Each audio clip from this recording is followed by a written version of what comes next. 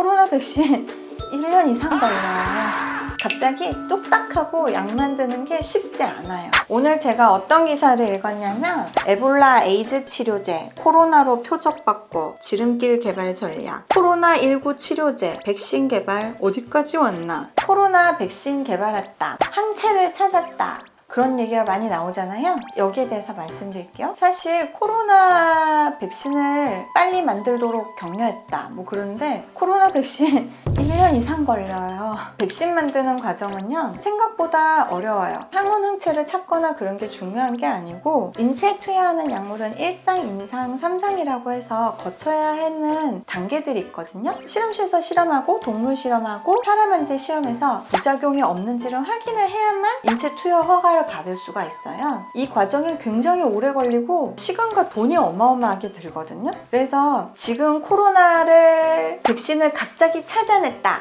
이런 거는 없어요. 갑자기 뚝딱하고 약 만드는 게 쉽지 않아요. 코로나는 그럼 어떻게 치료하고 있나? 바이러스들은 치료제가 좀 겹쳐요. 에이즈 치료제로 개발을 했던 라미부딘이라는 약이 있는데 사실 지금은 B형 간염 바이러스를 치료하는 약으로 제일 많이 쓰이고 있어요. 우한 바이러스도 백신을 만드는 게 당장 만들어진 게 아니라 지금 걸린 환자분들은 기존에 있던 항바이러스 제제를 사용해서 치료를 합니다. 정은경 질병본부장이 브리핑을 했었는데요. 우리나라에서 지금 쓰이고 있는 치료제는 에이즈 치료제인 칼레트라 하고요. 말라리아 치료제인 클로르퀸을 사용하고 있어요. 에볼라 치료제로 썼던 렘데시비르, 일본에서 신종플루 치료제로 만들어낸 아비간이라는 약이 있는데요. 이 두 가지는 아직 우리나라 식약청 허가를 못 받았는데 정은경 질병본부센터장이 승인을 빨리 조속히 하고 코로나 바이러스 치료를 빨리 할 수 있도록 하겠다라고 발표를 했어요. 이렇게 바이러스들은 기존에 나와 있던 치료제들을 다시 또 쓰면서 치료를 하고 있고 코로나도 마찬가지입니다. 그래서 사실 여러분들이 백신을 만든다 뭐 이래서 굉장히 희망을 가지고 그런데 금방 만들어지고 그러는 거는 아니에요. 백신은. 그리고 치료제 같은 경우는 지금 있는 치료제에다가 조금 더 앞으로 점점 발전하면서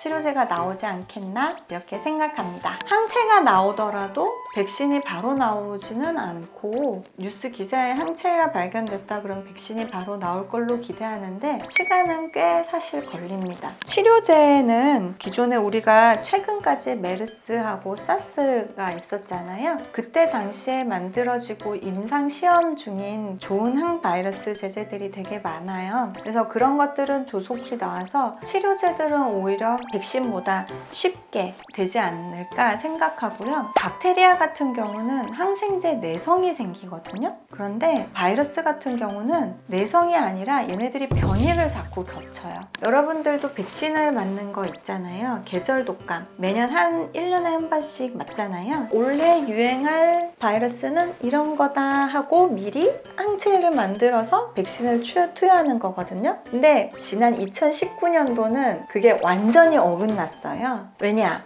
변이를 또 일으켰거든요. 예측과 틀려지고 바이러스들은 계속 변이를 하기 때문에 백신을 만드는 게 사실상 쉽지 않아요. 사실 이 우한 바이러스 같은 경우는 박쥐에서 변이를 일으켜서 사람이 감염된 거거든요. 그리고 메르스는 낙타에 있는 바이러스들이 변이를 일으켜서 된 거고 계속 변이를 일으키기 때문에 쉽게 백신이 나오지는 않아요. 여태까지 장황하게 말씀드렸잖아요. 제가 유튜브를 찍을 때 엄청 처음에 첫 주제를 고민했어요. 처음에 유튜브 찍을 때 쉽게 접근하려고 그냥 코로나 선택했는데 노란 딱지 붙는데 그럼 또 안 해야 되니까 좀 고민했는데 뭐 어쨌든 제 유튜브의 주제는 어떻게 하면 건강하게 살 수 있을 것일까 그런 거잖아요. 마침 제가 유튜브를 시작하려고 할 때 코로나가 생겼으니까 코로나 얘기도 해드렸고 감염에 대해서도 얘기를 해드린 거고 여기 똑칠할 때까지 오래 살려면 어떻게 해야 되는지 한번 들어봐야 될 거 아니에요? 그래서 오늘 바이러스하고 박테리아에 대해서 얘기 드렸는데 지금 우리나라가 초기 대응을 너무 잘하고 있는 거예요. 마스크 쓰고 손 씻고 개인위생에 철저할 것, 모이는 자리에 나가지 않을 것, 간단하면서도 지킬 수 있는 것들을 지켜서 초기에 방어.